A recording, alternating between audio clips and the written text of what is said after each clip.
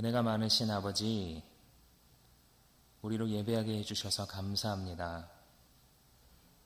맨날 우리 자신에만 집중하고 있고 문제에만 집중하고 있는 우리들을 당신께서는 그 은혜로 또 부드러운 말씀의 가르치심으로 우리의 눈을 다시 여시고 우리의 고개를 다시 드셔서 하나님의 영광을 보게 해주십니다. 하나님, 우리가 불의할지라도, 우리가 엉터리 같은 삶을 또 살아왔다 할지라도 주께서 우리를 포기하지 아니하시고 우리 속에 시작하신 착한 일을 이루어 가고 계심을 믿사오니 이 시간을 또한 사용하셔서 하나님의 말씀의 의미를 함께 나눌 때에 성령께서 말씀하사 그들의 눈이 열리고 어두움이 떠나가는 역사가 있게 하여 주옵소서. 주님께 이 시간을 의탁하옵고 예수님의 이름으로 기도합니다. 아멘. 대통령이 하는 소통 방식이 연일 화제입니다. 지난 한 달여 기간 동안 여러 부분에 있어서 좋은 평가를 받지만 압도적으로 좋은 평가를 받고 있는 부분이 바로 소통입니다. 예를 들자면 5.18이나 혹은 현충일, 추념사를 할 때 사람들의 마음을 보듬어 주면서도 어떻게 우리가 이런 굵직굵직한 사건들에 대해서 함께 마음을 모으면서 한 민족으로서 단결하며 가야 될지 이런 비전을 제시하고 하나하나 잘 고른 이런 말들을 사용해서 많은 사람들의 마음을 위로하고 평생 묵었던 그런 한들을 치유하는 그런 말들을 사용해서 많은 사람들이 이러한 소통 방식과 연설에 대해서 호평을 하고 있습니다. 그런데 이번 대통령도 그렇고 지난 대통령, 역대 대통령들이 연설을 할 때면 저는 조금 남다른 감정이 듭니다. 왜냐하면 저는 연설 담당관이었기 때문입니다. 정훈장교로 3년 동안 군복무를 하면서 부대장님이 하셔야 될 말씀, 그 연설문을 작성하는 역할을 오랫동안 했습니다. 이것을 연설문을 작성할 때는 딱 한 가지입니다. 취지는 뭐냐면 우리 부대장님을 생각하면서, 내가 부대장님이라고 생각을 하면서 지금 이 자리, 이 행사에서 무슨 말을 하기 원하실까라고 생각하는 겁니다. 마치 예수님을 막 묵상하는 것처럼 부대장님을 막 묵상하면서 지금 이 시기에는 어떤 말이 어울릴까? 이 행사에는 이게 너무 가볍지는 않을까? 이 말이 너무 무겁지는 않을까? 혹은 너무 고리타분한 표현 아닌가? 이런 생각을 합니다. 이 말을 했을 때 장병들이 단결하고 좀 지치고 힘든 마음이 격려될 수 있을 것인가? 장병들이 애국심을 느낄 수 있을 것인가? 이런 여러 가지 요소들을 고려합니다. 그래서 이 연설문을 작성해서 올리면 이 부대장님이 흡족해할 때도 있고, 이건 내 마음과 다르다, 다시 좀 수정해와라, 이렇게 수정을 할 때도 있고 여러 번 수정하는 경우도 있습니다. 사도 바울이 오늘 디도서 첫 부분에서 하는 말이 마치 그와 같습니다. 하나님의 마음을 자기가 대변하고자 할 때 어떤 말을 해야 할 것인가. 성령에 사로잡힌 하나님의 사람인 이 사도 바울이 사실 편지를 쓸 때마다 인사말에 이미 다 들어가 있습니다. 여러분들 바울 서신의 특징이 이거예요. 바울 서신을 읽을 때마다 처음에 누구누구는 누구누구와 함께 어떤 교회에 편지를 보내노니 은혜와 평강이 있을지라 거의 비슷하게 시작을 하거든요. 좀 자세히 읽어보면요, 그 안에 이미 정수가 다 들어가 있어요. 하나님께서 이 교회에 무슨 말씀을 하고 싶으신지. 왜 하필 편지냐? 편지밖에 없었어요. 매체가. 문자나 카톡방이 있었다면 카톡방으로 초대해가지고 디도도 초대하고 디모데도 초대하고 막 말하겠죠. 열심히 설교해라, 다 들어봤다. 근데 그게 아니라 당시의 매체가 편지밖에 없는 거예요. 인편으로 가서 직접 말하든지 아니면 편지를 보내어서 너네 지금 잘하고 있다, 너네 지금 성경에서 벗어나고 있다, 너네 이단을 조심해라, 이걸 이제 전할 수 있는 방법이 편지밖에 없기 때문에 그걸 계속해서 활용하고 있는 것입니다. 그래서 오늘 인사말에도 사도 바울이 역시 다른 편지와 마찬가지로 길게 내가 누구인가를 설명합니다. 이게 한국말로 하면 여러분들 보시면 나는 종이요 사도이고 지식을 전하며 이렇게 문장이 끊어져 있는데 사실 이 원문을 보면 이게 그냥 한 문장이에요.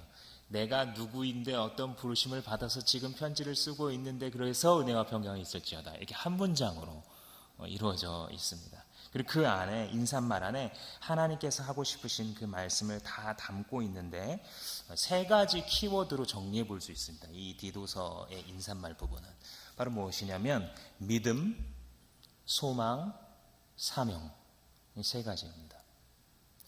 믿음을 위하여, 소망 안에서, 사명을 향하여, 이 세 가지의 키워드를 가지고서 이 디도서의 서두에서 하나님께서 우리에게 주시는 말씀을 한번 살펴보려고 합니다.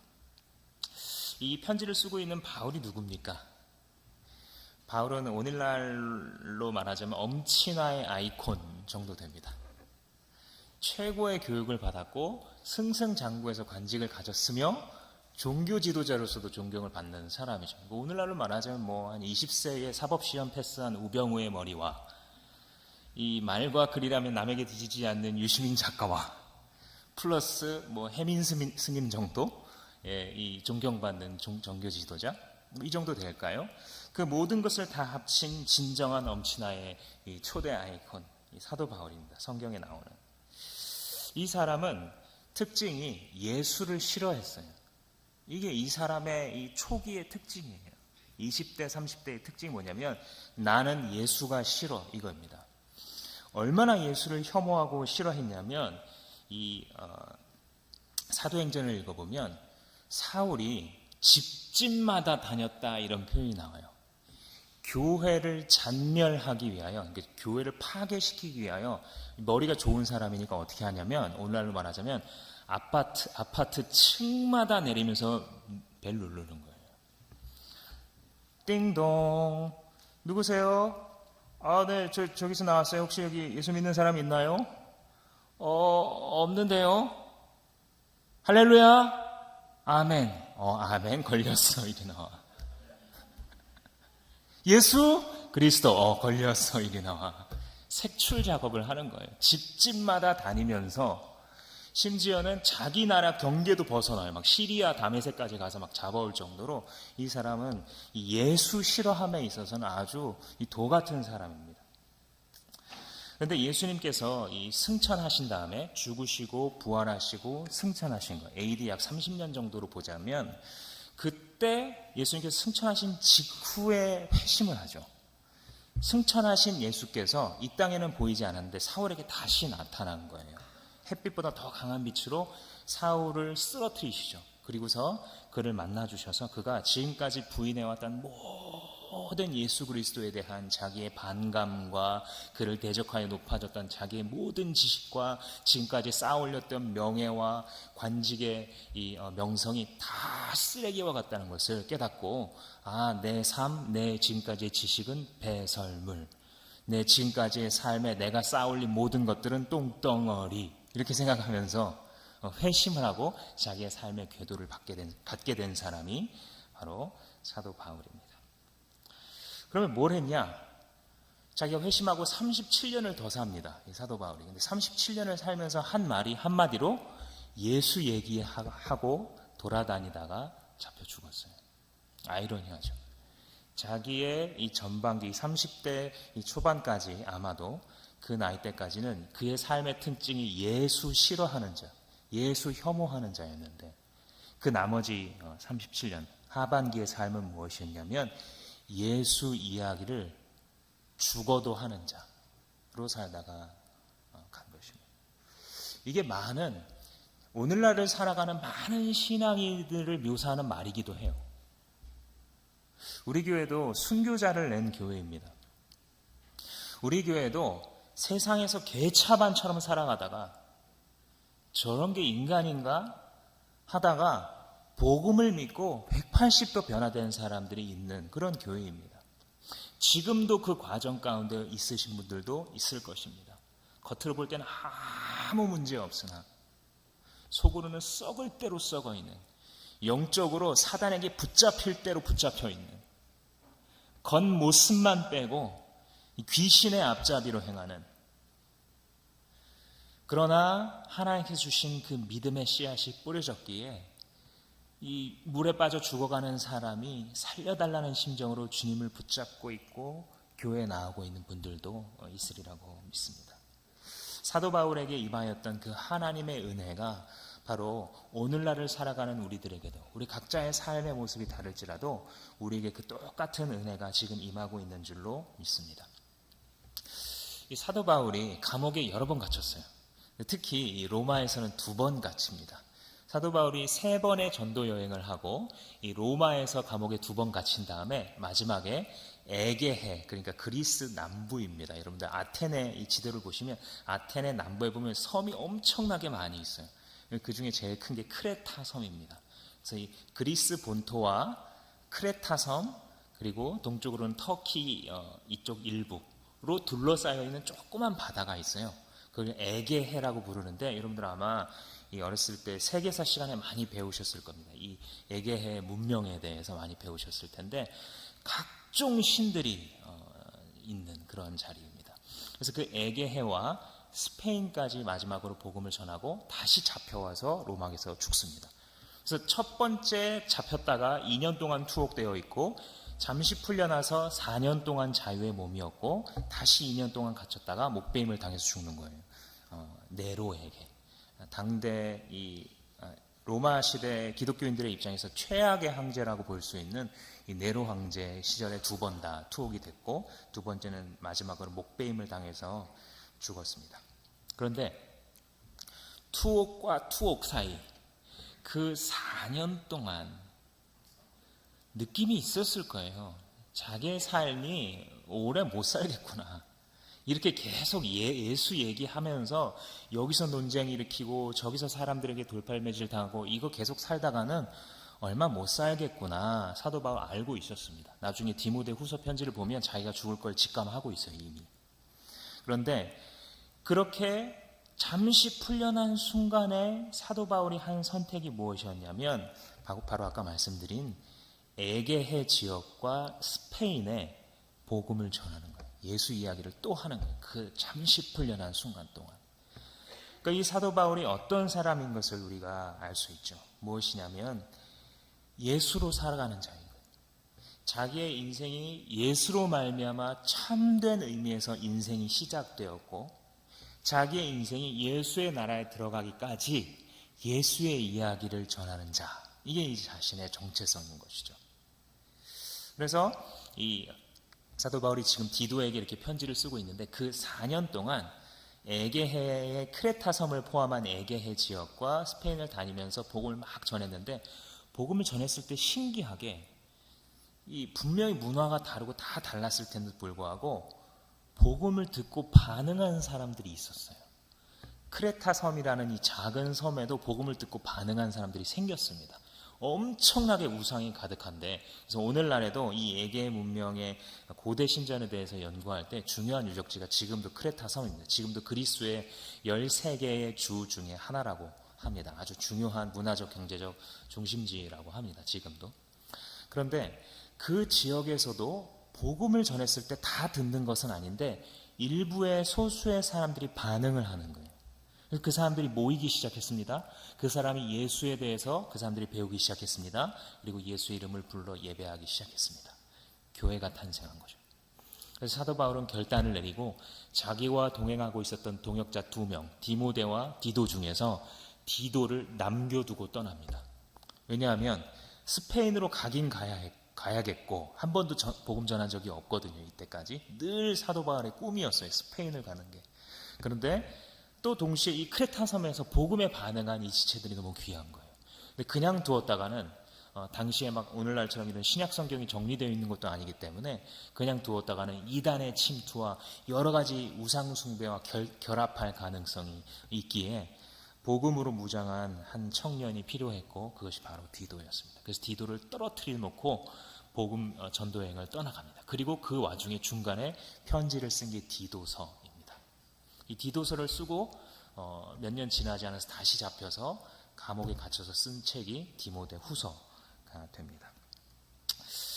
그럼 이제 질문을 해봅니다. 왜 디도를 이렇게 남겨두고 편지를 쓰고 있을까? 도대체 무슨 목적으로 이 편지를 쓰고 있을까? 이 질문이 중요한 이유는 무엇이냐면 어떻게 될지 모르는 불안한 삶의 상황에 있을 때에 한 사람의 신자가 어떠한 초점을 갖고 살아가야 하는지를 잘 보여주기 때문이에요. 우리 인생이 사실 과거와 달라졌어요. 안정적이지 않아요. 어떤 영역도 안정이라는 것은 이제 사라졌습니다. 평생 직장이라는 것도 없어졌고 뭐 얼만큼 있으면 평생 살 수 있어도 없어졌어요.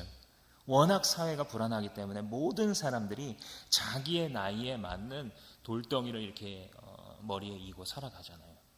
그런데 그렇게 보장되지 않고 불안한 상황, 그런 시대, 그런 순간을 살아가는 크리스찬들이 어떠한 초점을 붙들고 살아갈 때 결국 승리할 수 있는지 그 모델을 보여주는 거예요. 지금 사도 바울이 이 편지의 서두를 통하여서. 그래서 그가 이 편지를 왜 쓰고 있는지를 우리가 이 시간에 생각해 보는 게 의미가 있습니다. 첫 번째 왜 쓰고 있느냐? 믿음 때문에 쓰고 있습니다. 믿음 때문에. 1절 말씀해 보시면 하나님의 종이요 예수 그리스도의 사도인 나 바울이 사도된 것은 하나님이 택하신 자들의 믿음과 경건함에 속한 진리의 지식과 소망을 위함이라. 그러니까 내가 사도 되어서 이렇게 지금 편지 쓰고 있는 목적이 뭐냐면, 이유가 뭐냐면 하나님이 택하신 자들의 믿음 때문이라는 거예요. 내가 지금 왜 살고 있느냐? 이 사람들의 믿음을 위해서 살아가고 있다. 이렇게 말하고 있는 중입니다. 이 사람들이 무엇이냐?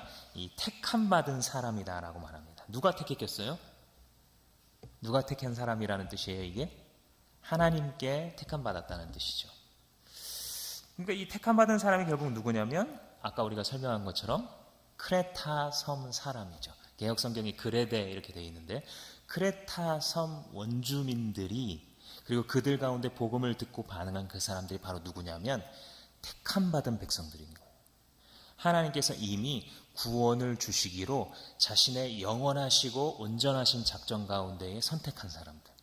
이 하나님의 선택과 작정에 대해서는 우리가 논쟁을 할 수가 없습니다. 마치 사도 바울의 표현대로 이 그릇이 나는 왜 이렇게 만들었냐고 토기장이에게 항의할 수 없듯이 주님께서 왜 누구는 택하시고 그래서 끝까지 구원으로 견인하시고 어떤 사람에겐 그 은총을 주시지 않으시는지 우리가 따질 수 없는 창조주의 주권입니다.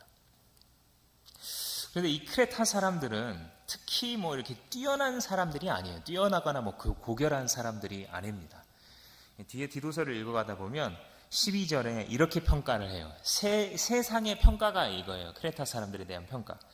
크레타 사람들은 항상 거짓말쟁이이며 악한 짐승이며 먹는 것만 밝히는 게으른 뱅이다.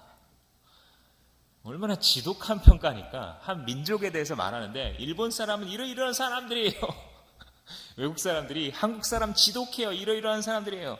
굉장히 치욕스러운 평가예요. 짐승이라는 거예요. 짐승. 이 사람들은 악한 짐승이고 먹을 것만 아는 사람들, 그리고 맨날 거짓말하는. 그래서 사도 바울이 그렇게 써놓고 13절에 뭐라 그러냐면 이 증언이 참되도다 이렇게 말하고 있어요. 그러니까 유명한 사람들인 거예요. 이런 면에서. 그러니까 별로 고결하거나 뭐 하나님의 어떤 선택을 받을 만하다든지 이 사람들 좀 가르쳐 보면 좀 싹수가 있다든지 이런 사람들이 택함 받은 게 아니다. 그 말씀을 하고 싶으신 거죠. 전혀 고결하지 않은 자들, 전혀 구원받을 만한 가치가 없는 자들, 전혀 이 사람들 구제불능으로 보이는 그 사람들을 택하시고 지금 믿음을 주셨다. 사실 우리 이야기이기도 하죠. 그죠? 크레타 사람들만이 아니라 여기 앉아 계신 여러분들의 이야기이기도 합니다. 뭐 얼마나 다르겠습니까, 우리가? 항상 거짓말쟁이이며 때로는 사람만도 못한 짐승으로 묘사해야 될 욕정과 더러움과 교묘함과 악함을 가지고 있고 결국은 먹고 사는 것에 매여 살아가고 바쁜 듯 하지만 영적으로 가장 게으른, 배만 위하는 게으른 뱅이다 라는 평가에서 우리도 그리 다르지 않겠죠. 그런데 왜 여기에 있습니까? 그런데 우리는 왜 예수 이름을 부르고 있습니까? 택함 받았다라는 것입니다.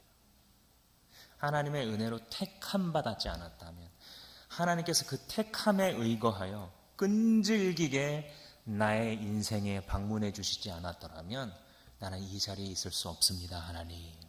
이 고백을 우리는 늘 해야 합니다. 해독제가 되기 때문이에요. 우리의 교만한 심성, 불평 찾기를 천재와도 같이 하는 우리에게 이것이 해독제가 됩니다. 하나님이 날 택하셨습니다. 그런데 바울이 스스로 생각하기를 뭐냐면, 자기가 왜 존재하냐면, 자기가 왜 사도이고 자기가 왜 지금 편지를 쓰냐면 이 택함 받은 자들 때문이라는 거예요. 이 택함 받은 자들의 믿음을 위해서 하나님이 나한테 지금 이 작업을 하게 만들고 있다라는 거예요. 이게 뭐냐면, 뒤집어서 로마서의 표현으로 하자면 빚진 자 사상을 갖고 있어요. 사도 바울이 생각할 때에 이 배 많은 이하는 짐승 같은 이 크레타 사람들을 생각할 때 무슨 생각이 드냐면, 나 정말 빚졌다, 이 사람들에게. 이상하죠? 근데 그렇게 생각한다는 거예요. 나 정말 이 크레타 사람들에게 빚진 자야, 이런 생각을 하고 있다는 겁니다. 우리 성경 하나 찾아볼까요? 성경이 있으신 분들은 로마서 1장을 한번 찾아주십시오.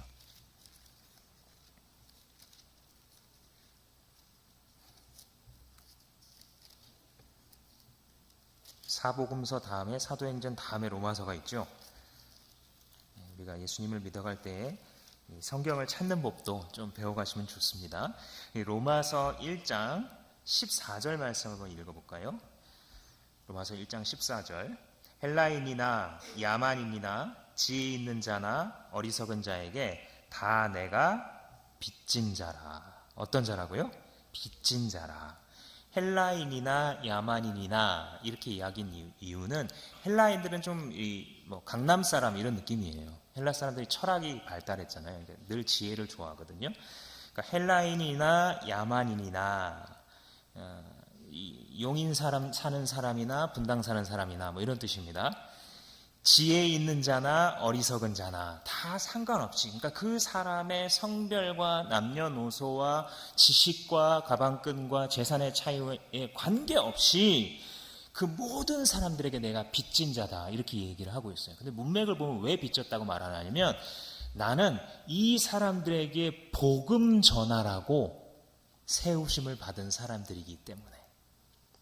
그러니까 만약에 이 사람들이 없었다라고 한다면, 그런 가능성은 없지만 가정을 해보자면, 이 헬라인, 야만인, 지혜 있는 놈, 지혜 없는 놈, 이 사람들이 없었다라고 한다면 자기가 어쩌면 구원받지 못했을 수도 있다, 이런 생각을 하고 있는 거예요. 그러니까 내가 뭐예요? 이 사람들 때문에 부름받아서 세우심을 받았으니 나는 빚진 자다, 이렇게 생각하고 있는 겁니다. 이해되세요? 정직한 생각인 거죠. 제가 지금 사명자로서, 예수 믿는 사람으로서 이 세상을 살아나가려고 생각해 봤더니 자기가 무엇이냐면, 나 때문에 존재하는 사람이 아닌 거예요. 자기가 너 때문에 존재하는 사람인 거예요. 내가 나를 위해서, 나의 편함을 위해서 존재하는 게 아니라 내가 아내를 위해 존재하는 사람인 거예요. 내가 남편을 위해서, 내가 내 친구를 위해서, 내가 그 까다로운 그 사람을 위해서 먼저 구원받은 사람인 것이죠. 여러분, 이렇게 주변 사람들을 본 적이 있습니까? 이런 눈으로? 직장이나 일터에서 혹은 학교에서, 이 사람 때문이었구나. 이 사람 때문에 하나님 날 여기 보내신 거구나, 이렇게 느끼신 분이 있으십니까? 아마 종종 있으실 겁니다. 기도함 가운데 막 고생하다가 이 사람 때문에 열받아 죽으려고 그러다가 이 사람 때문에 때려쳐 마라 계속 이러고 있는데, 나중에 하나님께서 은혜 가운데 눈을 열어서 깨닫게 하시죠. 이 사람 때문에 내가 있는 거구나. 어쩌면 이 사람 때문에 내가 이 직장에, 이 학교에 왔구나. 이 사도 바울이 이들이 없었더라면 나는 부르심을 받지 못했을지도 모릅니다 라고 했던 것처럼, 우리들도 때로는 우리의 일상 속에서 이걸 발견할 수 있어야 돼요. 그래야 살아있는 크리스찬입니다. 이 아줌마가, 이 아저씨가, 이 사장님이 너무 짜증나는 거예요. 왠지 아세요? 당신 빼고는 그 사람 위에 축복하고 기도할 사람이 없거든. 오죽 못났으면 아무도 기도 안 해요, 이 사람 위해서. 오죽 짜증나는 사람이면 아무도 상종을 안 해주거든, 이 사람. 그래서 그리스도의 피 묻은 당신을 거기에 보내시는 겁니다. 그 사람 때문에 내가 합격한 거예요. 그 사람 때문에 내가 구원받은 거예요. 이 마음으로 살아가는 것이 바로 사도 바울이 가졌던 예수 믿는 믿음을 갖고 있는 사람이죠. 이 빚졌다라는 표현은 사실 좀 부정적으로도 많이 쓰입니다. 그러니까 무슨 일을 할 때 우리가 채무감에서, 의무감에서 어떤 일을 하게 되면 부작용이 좀 생기잖아요. 일을 해도 재미없고 한다고 해도 오래 가지 않고 부작용이 좀 있잖아요. 근데 그러한 채무감이 있는가 하면 긍정적인 이 빚진 마음, 채무감도 있습니다. 그걸 다른 말로 책임감이라고 하죠. 책임감. 내가 이거를 강하게 하지 않으면 안 될 것 같은, 내가 마치 이 일을 위해서 지금 태어났고 이 일을 위해서 여기에 있는 것처럼 느끼는 그 마음, 강한 소명의식, 책임감이죠. 이런 의미에서의 이 채무감을, 그런 빚진 자 의식을 사도 바울이 지금 갖고 있는 것입니다. 그렇기 때문에 우리도 이 사도 바울의 헬라인이나 야만인이나 지혜 있는 자나 어리석은 자, 그가 누구든지 하나님의 택하신 사람의 믿음을 위해서 내가 존재한다라는 고백을 연습처럼 할 필요가 있습니다. 내가 중국 사람이나 일본 사람이나, 우리 사람들이 때로 일본 사람들, 중국 사람들 욕하잖아요. 크리스찬들은 굉장히 신중해야 합니다. 언제 어디서 내가 꼴보기 싫어했던 그 모습, 그 사람들이 하나님의 택하신 자로서 나의 복음 전도를 필요로 하는 사람일지 모르기 때문에 우리는 어떤 일단의 민족이나 인종을 무시하는 걸 굉장히 조심해야 되는 사람들입니다. 중국인이나 일본이나 인도인이나 택하신 자라면 그 사람들을 위해 나를 부르셨습니다. 까다로운 사람이나 재수없는 사람이나 이기적인 사람이나 자기중심적인 사람이나 택하신 자를 위해 내가 부르심 받았습니다. 부유한 사람이나 공부 많이 한 사람이나 가난한 사람이나 공부 못한 사람이나 다 내가 빚진 자입니다. 이런 마음으로 살아갈 때 역설적이게도 예수께 순종할 때 우리에게 찾아오는 그 자유가 있습니다. 사람들을 대할 때 얻는 자유. 내가 섬김받기 위해서가 아니라 이 사람을 섬기기 위해, 내가 돌봄받기 위해서가 아니라 이 사람이 나보다 나이도 많고 지위도 높지만 그러나 영적으로 보면 내가 돌봐야 될 사람이구나를 깨닫게 해주시는 거예요. 자유함이 찾아오죠. 자, 이 시간 한번 연습해 볼까요? 잠깐 눈을 감으시고 누구를 생각하냐면 자꾸 내 눈에 띄고 있는 그 사람을 떠올려 보십시오. 자꾸 내 눈에 띄고 있는 그 사람을 마음속에 떠올리면서 그 사람에게 말해 주십시오. 당신 때문에 날 보내셨어요. 자, 시작. 당신 때문에 날 보내셨어요. 이렇게 고백하는 것입니다. 언제요? 여러분들의 기도 시간에. 언제요? 여러분들이 묵상하면서 내 마음에 거룩한 찔림을 주실 때에, 긍휼함을 주실 때에 그렇게 고백하는 겁니다. 하나님, 이 사람 때문에 내가 진짜 내 신앙의 한계를 시험하는 사람이 이 사람인데, 하나님, 어쩌면 이 사람 때문에 나를 먼저 세우셨군요. 이렇게 고백할 때에 하나님께서 우리에게 자유를 주실 줄로 믿습니다. 그 사람의 믿음을 위해서 나를 부르셨다라는 마음을 가져야 하는 것이죠. 그리고 이걸 뒤집어서 보자면요, 우리가 하나님의 택하심을 받은 사람을 위해 부르심 받았잖아요. 동시에 또 뒤집어서 생각해 보면 우리도 그런 존재인 거예요.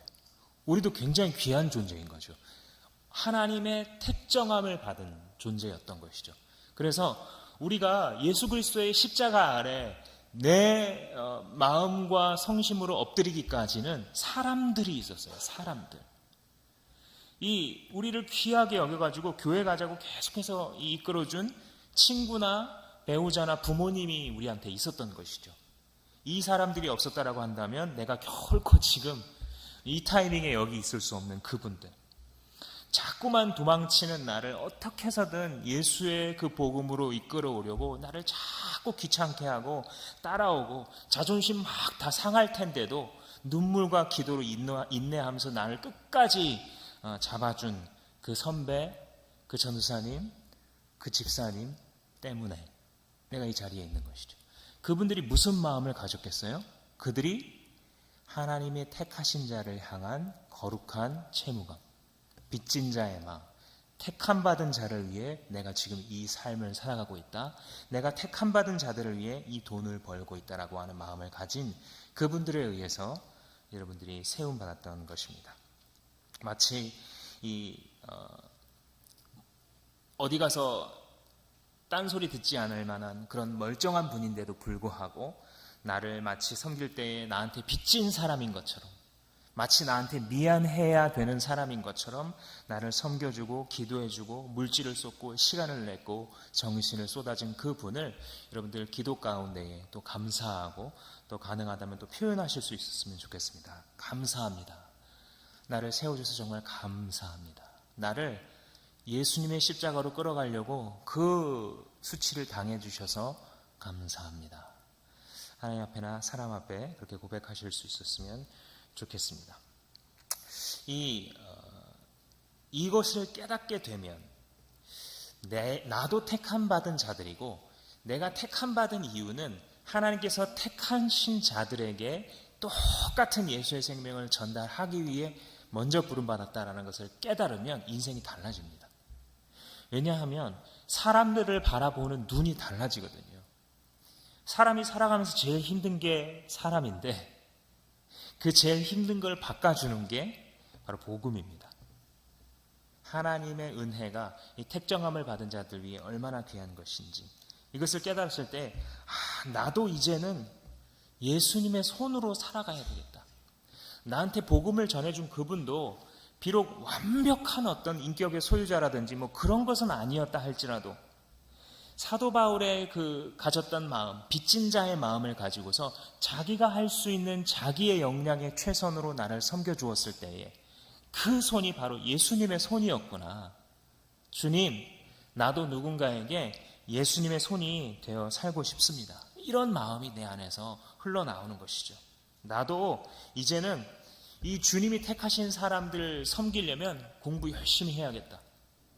내가 주님 택하신 사람들에게 이 예수 얘기를 시작하려면 이 사람들 좀 도와주고 기도해야겠다.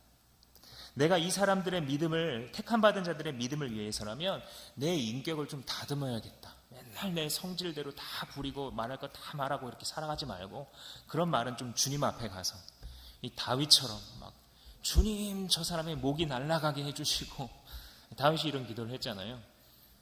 그런 좀 섬뜩한 말들은 주님께만 보여드리고 감당하실 수 있으니까 그 사람한테는 다 쏟아내고 다듬어진 인격을 가지고서 나아가는 그렇게 살아야겠구나. 그렇게 사람을 대해야겠구나.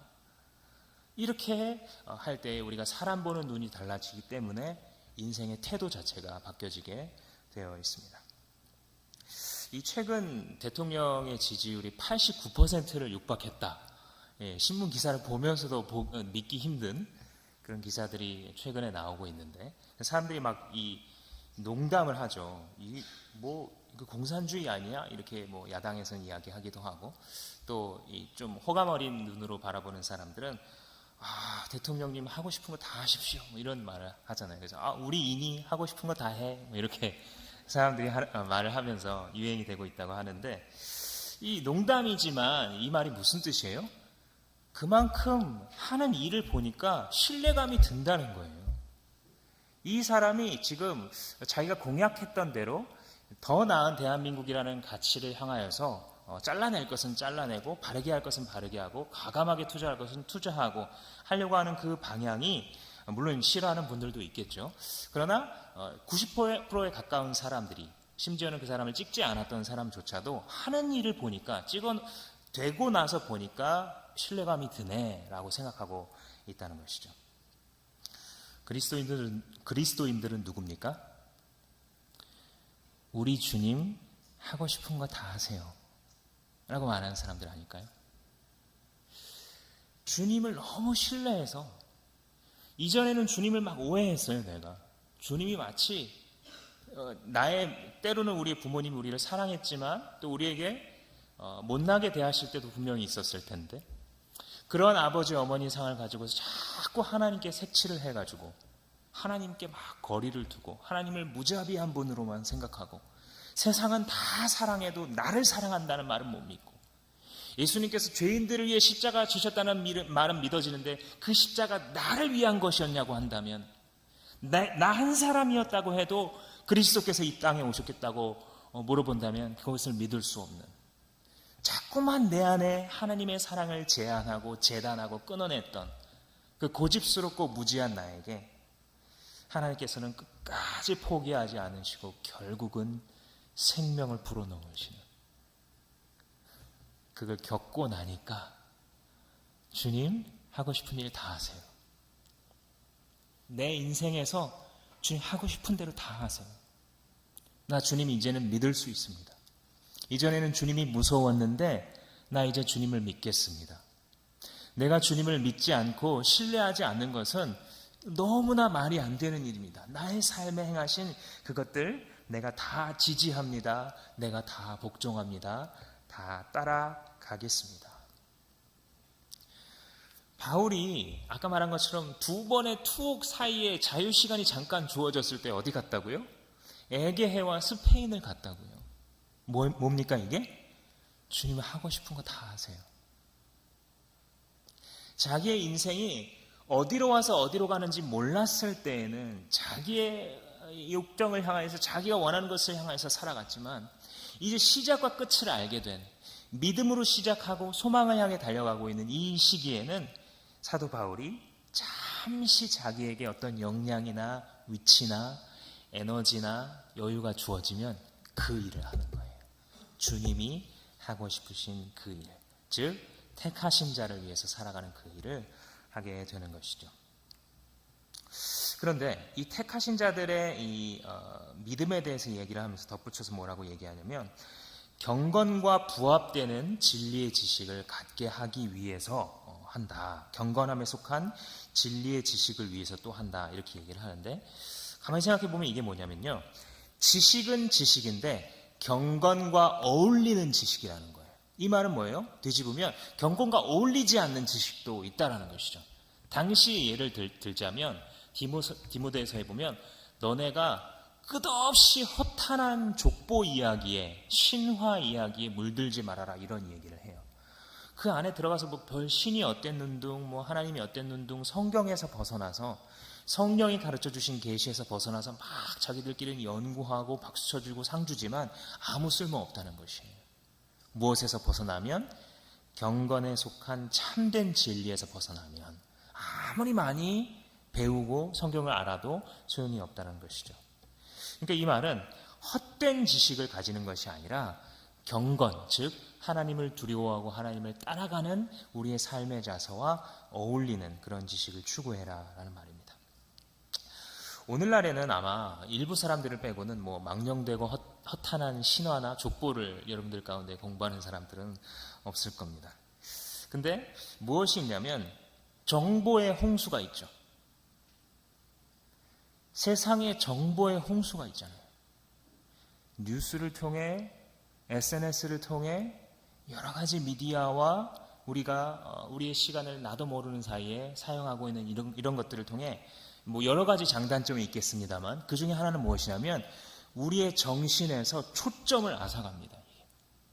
너무나 많은 것을 알고 있어요, 현대인들은. 이것도 알고 저것도 알고, 이 스포츠 선수는 어떻고 저 스포츠 선수는 어떤데, 저 외국 선수는 뭐 어떻고, 이 패션은 어떤데 저 패션은 어떻고, 어디가 싸고 어디가 비싸고, 이 컴퓨터는 어떻고, 이 게임은 어떻고, 이 핸드폰은 어떤데, 어디 가면 제일 싼데 어디 가면 호구되고, 굉장히 많은 것을 알고 있어요. 이 교회는 어떻고 저 교회는 어떻고, 이 교회는 어떤 걸 잘못했고 저 목사님 뭘 잘못했고, 온 세상에 대한 정보를 다 알고 그 위에 앉아서 손가락으로 까딱까딱하고 있는 교만한 자리에 앉아있는 것이 현대인의 자화상입니다. 그러나 과연 그 많은 정보를 습득한 것이, 그 많은 것을 알고 있는 것이 과연 당신으로 하여금 경건에 이르게 하였습니까? 우리는 하나님 앞에서 스스로에게 물어야 돼요. 이것이 경건을 향한 지식 추구인가? 아니면 그저 내 하루 동안 고생한 나에게 보상한다는 미명 아래 나의 정신을 풀어놓고 초점을 잃어버림으로써 내 삶에서 슬슬 생기가 빠져나가는 일을 허락하고 있는 것은 아닌지. 네, 우리가 스포츠 즐길 수 있고 뉴스 볼 수 있고 게임할 수 있습니다. 그러나 그것이 나로 하여금 초점을 잃게 한다면 택함받은 백성으로서 택함받은 자들을 섬기기 위해 나아가는 이 삶의 중심을 없어지게 만드는 것이라면 여러분 결단하셔야 합니다.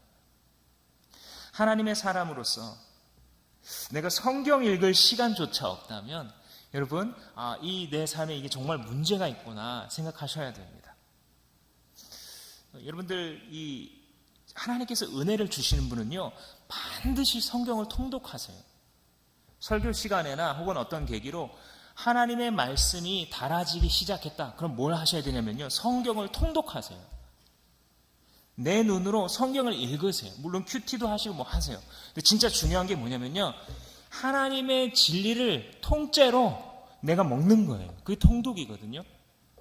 그렇게 읽어갈 때 하나님의 진리가 나와 같이 이 육신을 입고 시간과 공간을 살아가는 사람들의 역사 속에서 어떻게 펼쳐졌는지를 내가 목도하게 돼요. 이것은 내게 확신으로 다가옵니다. 성경을 한 번 읽을 때 다르고 두 번 읽을 때 또 다르고 세 번 읽을 때 또 다릅니다. 그래서 많은 신앙의 선배들이 성경을 읽는 것을 중요시 하였던 것이죠. 믿음에 제가 시간을 너무 많이 써서 믿음과 소망과 사명인데 믿음이 끝났습니다. 원래 사명은 짧게 하려고 했고 소망은 좀 더 있는데 조금 짧게 하고 마무리하겠습니다. 소망. 믿음과 소망은 성경에서 이렇게 붙어서 자꾸 나타납니다. 이 말씀을 보시면 2절에 영생의 소망을 위함이라 영생의 소망 안에서 이 편지를 지금 쓰고 있어요. 그러니까 한편으로 보자면 택함받은 자들에 대한 믿음 이게 이 바울의 뇌구조를 하자면 절반 정도는 이 믿음이 차지하고 있는 거예요. 이 사람들한테 믿음을 줘야 되는데 또 하나는 뭐냐면 그걸 믿음을 딱 떠받치고 있는 게 뭐냐면 소망이에요. 소망. 우리 삶에서 소망이라는 것은 사실 굉장히 중요합니다. 소망이라는 것은 이 사람으로 하여금 버틸 수 있게 하는 거예요. 어려워도 버틸 수 있게 하는 게 소망이거든요. 이 서울지검장으로 깜짝 발령을 받은 이 윤석열 검사가 사실을 구술을 했대요. 8번을 떨어진 거예요. 사법시험을. 근데 9번 도전해서 됐다는 것이죠. 어떻게 그랬을까요? 된다라는 소망이 있었던 것이죠. 언젠가 된다. 시험 공부를 하고 있을 때 막 괴롭잖아요. 막 때로는 밤도 새야 되고 막 커피 2잔씩 마셔가면서 버텨야 되는데 뭐 때문에 버틸 수 있어요? 내일이면 끝난다. 군대에서 하루 종일 지옥 같은 삶을 살아가는데 왜 버틸 수 있어요? 그래도 제대할 수 있다. 그러니까 이 소망이라는 것은 언젠가는 이렇게 될 거다라는 기대가 있기 때문인 것이죠. 그러니까 영생의 소망 때문에 사도 바울이 투옥과 투옥 사이를 살아가면서도 기뻐할 수 있는 거예요. 그 사람의 육신은 아이언맨이 아니에요. 아파요. 돌 던지면 아프거든요. 태장으로 맞고 곤장으로 맞고 돌로 맞고 계속해서 맞고 죽어가는 중에서도 그가 살아갈 수 있고 이 사람들을 섬길 수 있는 이유는 무엇이냐면 소망 때문이죠. 하나님께서 이것을 보고 계시고 하나님의 약속하신 것이 결국 이루어질 것이다. 2절 말씀에 보시면 이 영생은 거짓이 없으신 하나님이 영원 전부터 약속하신 것이다 라고 얘기합니다. 보통 이 약속이 공수표로 끝날 때는 두 가지 문제가 있어요. 둘 중에 하나예요. 능력이 없거나 신용이 없거나. 내가 밥 사줄게. 근데 지갑을 안 들고 왔어요. 혹은 돈이 없어요. 능력이 없으면 이 약속을 못 지키는 거죠. 혹은 일부러 속이려고 그랬어요. 지갑에 돈 없는 거 알면서 친구 끌고 나가는 거죠. 그게 이 능력이 없거나 그럴 마음, 신용이 없거나 둘 중에 하나인 것인데 하나님은 어떤 분이시죠? 능력이 무한하시고 이름하여 전능자. 신용이 무한하시고 이름하여 변치 아니하시는 하나님. 이 하나님께서는 능력과 신용이 무한하셔서 이 약속하신 것을 그대로 이룬다는 거예요. 영원한 생명을 주시겠다고 영원 전부터 약속하셨대요. 저는 이게 무슨 의미인지 솔직히 다 못 깨닫겠어요. 영원 전부터 약속하셨다. 천국 가서 물어보려고요. 그런데 영원 전부터 여러분들에게 영원한 생명을 주시려고 약속하셨대요. 믿으십니까? 영원한 생명을 나에게 주고야 말겠다고 약속하시고 실제로 능력이 있으시기 때문에 주셨어요.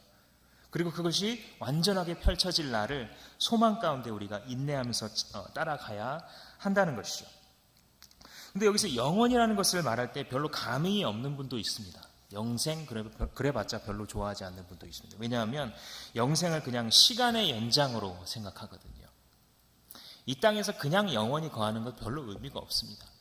군대가 있는데 뭐 시간이 연장된다, 좋은 게 아니에요. 영생이 왜 좋은 거냐면 지금 우리가 가지고 있는 이 뭐 불안함이나 외로움이나 고통이 지속되지 않기 때문이에요. 영생이라는 것은 단순히 뭐 이렇게 불로초 찾아 먹어가지고 오래 뭐 이렇게 산다, 이런 얘기를 지금 하고 있는 것이 아니라 하나님의 형상으로 지음받은 나의 존재가 완전한 아름다움을 드러내는 그 하나님의 나라에서 계속 있게 된다, 이 뜻입니다. 하나님께서 우리의 눈에서 눈물과 아픔과 고통을 씻으시고 우리의 우울과 스트레스를 가져가신 삶, 우리의 삶에서 고통과 아픔과 육체의 욕심으로부터 자유케 하신 그 상태에서 나를 사랑하시는 주님을 내가 사랑하면서 영원히 살아가는 것, 그것이 영생에 담긴 단어입니다. 그러니까 기독교인의 소망이라는 것은 이 소망을 생각할 때마다 오랜 시간이 연장된다는 것을 생각하는 것이 아니라 기쁨이 있는 거예요. 기쁨. 이 전능하신 하나님이 나를 사랑하시는데 그분과 이제는 어떤 유혹도 없이 어떤 이 담도 없이 영원히 교제하면서 살 날이 나한테 다가오고 있구나라는 소망을 갖게 되면 이겨낼 수 있다는 것이죠. 그래서 믿음과 소망의 관계가 뭐냐면 밀어주고 땡겨주는 거예요. 믿음이라는 것이 우리를 뒤에서 밀어줘요. 내가 누구인지 알게 해주거든요. 내가 존귀한 하나님의 형상이요, 구원받은 하나님의 아들, 딸인 것을 알게 해줘. 뒤에서 딱 받쳐주는 거예요. 소망은 무엇이냐면 견딜 수 있어. 왜냐하면 이게 있잖아. 조금만 지나가면 시험이 끝나. 조금만 있으면 너는 제대해. 알려주시는 거예요. 그래서 소망이 앞에서 다 끌어주는 것이죠. 소망이 없으면요, 우리가 믿음이 있어도 넘어집니다. 자꾸. 버틸 수 없다고 느껴지기 때문에. 이게 삶이라면 진짜 계속 살아야 되냐? 이런 마음이 드는 것이죠. 뭐가 필요해요? 소망이 필요합니다. 기도하세요. 믿음이 내가 분명히 있는데도 불구하고 내 안에 이 답답함과 우울감이 계속 있는 분들은요, 하나님께 소망을 달라고 기도하십시오. 하나님이 내게 약속하신 것이 얼마나 귀하고 놀라운 소망인지 정말 그 실체 그대로 깨닫게 해주십시오. 이렇게 기도하시기 바랍니다. 그렇게 믿음과 소망을 가지고서 결국 향해 가는 것은 사명입니다. 사명. 이 5절부터 9절까지 장로들을 세울 때 이러한 사람을 세워라 라고 말하고 있는데, 사실은 장로만을 이야기하는 것이 아니라 하나의 샘플 크리스찬을 이야기하고 있는 거예요. 책망할 것이 없으며 술에 취하지 아니하고 하나님께 순종하는 자, 쭉 이야기하고 있지만 요점은 그거예요. 하나의 온전한 크리스찬의 모범이 된 사람을 지도자로 세워라. 그래서 이게 사이클인 겁니다. 지금 어떤 사이클이냐면, 예수님이 빛으로 비추셔서 사울을 바꿨잖아요. 예수의 것으로. 그러면 이 사도 바울이 편지를 보내고 목양해가지고 디도를 바꿔요. 무엇으로요? 같은 믿음을 가진 예수의 제자로 세워요. 그럼 이 디도가 어떻게 합니까? 크레타 섬에 머물러면서 지도자들을 세워요. 예수 닮아서 또 다른 사람들을 가르칠 수 있는 그 사람들을 장로로, 감독으로 세웁니다. 왜요? 그럼 그 사람들이 그 전체를 또 교인들을 똑같이 전수하게 되거든요. 이게 뭐냐면 재생산의 사이클입니다. 그러니까 참 믿음이라는 것은, 참 신앙이라는 것은 앞에서 믿음이 끌어주고 앞에서 소망이 끌어주고 뒤에서 믿음이 밀어주는데, 어떤 방향인 거냐면 그 궤적을 계속 따라가면 계속 재생산이 되어지는 것이죠. 계속해서 예수 제자를 낳고 그 제자가 또 제자를 낳는 삶이 이루어지게 됩니다. 이 라이거 아시죠? 라이거. 호랑이와 사자가 결합해서 나온 그 라이거의 크기는 보통 사자나 호랑이보다 훨씬 크다 그러죠. 사진을 한번 보시면. 근데 문제가 있어요. 재생산이 안 되죠. 자기 대에서 끝나요. 아주 멋지고 특이하고 큰데도 재생산이 되지 않습니다. 그러니까 하나님께서 기대하시는 것은 라이거가 아니에요. 라이거가. 자가도 예수 제자. 왜요? 재생산할 수 있는 예수 제자. 머리에 든 게 많은 라이거, 막 신앙 연수로 가득하고 지식으로 막 남을 판단할 수 있는데 라이거야, 라이거. 불임이에요. 제자를 낳으려는 생각조차 없어요. 생명을 전달해주고 내 목숨이 끊어지는 때까지 내 생명을 바톤을 전해주고 떠나가야 한다는 의식이 없는 라이거. 우리는 거대한 자로 부르심을 받은 것이 아니라 제자로 부르심을 받은 것입니다. 작은 제자로 살아갈 때에 하나님의 부르심은 충족되는 것입니다. 사랑하는 성도 여러분, 믿음으로 살아가십시오. 그리고 택하신 주변 사람들의 믿음을 위해 내 인생을 투자하십시오. 힘들 때에 소망을 품으십시오. 약속하신 이는 믿으시니 영원하신 그 변치 아니하시는 성실하심과 끝이 없는 긁어도 한도가 차지 않는 신용카드처럼 믿어도 기대도 끝나지 아니하는 하나님의 그 아름다우신 신용, 이것을 바라보면서 소망을 품으시기 바랍니다. 그리고 사명을 향해 달려가시는 여러분 되시기를 주님의 이름으로 축원합니다.